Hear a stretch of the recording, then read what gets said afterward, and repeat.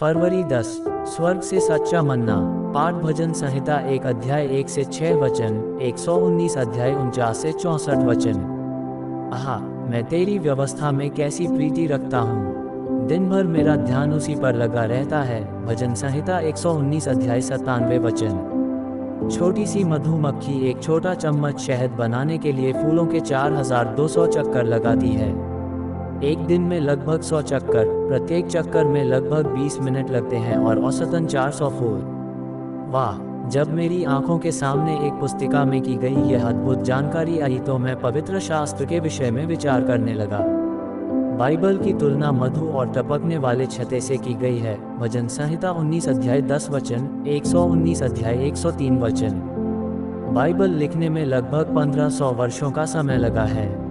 परमेश्वर ने थोड़ा थोड़ा करके और भांति भांति से बातें की। इब्रानियों 1 अध्याय 1 वचन। उसने उसकी इच्छा और मार्गों की जानकारी विभिन्न चरणों में दी है, आज्ञा पर आज्ञा, नियम पर नियम, थोड़ा यहाँ थोड़ा वहाँ। यशायाह 28 अध्याय 10 वचन। दूसरे शब्दों में, बाइबल एक रात में लिखकर दावकर अखबार के समान दूसरे दिन प्रकाशित नहीं की गई। लिखते समय परमेश्वर उतावली में नहीं था। अपनी पुस्तक उत्पादन करते समय परमेश्वर ने अत्यंत धीरज रखा था कि वह साहित्य के इस विशेष खंड को इस प्रकार लिखे जिसका कभी संशोधन या पुनर्खनन न हो। मैं ये कहूँगा कि बाइबल के प्रति हमारी कम समझदारी का मुख्य कारण हमारी अधीरता है।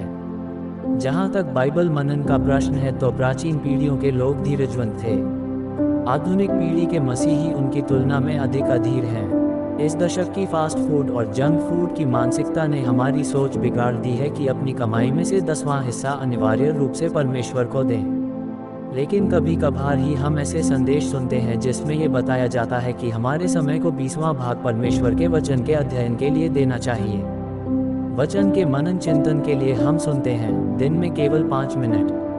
कनान देश की यात्रा पर जंगल में परमेश्वर ने अपने लोगों को प्रतिदिन की रोटी मन्ना से 40 वर्ष तक खिलाया, जो परमेश्वर के वचन का प्रतिरूप है। निर्गमन 16 अध्याय 14 से 36 वचन। ये बीज जैसी वस्तु स्वर्ग से ऐसे नहीं आई जैसे हेलीकॉप्टर से खाने के पैकेट फेंके जाते हैं।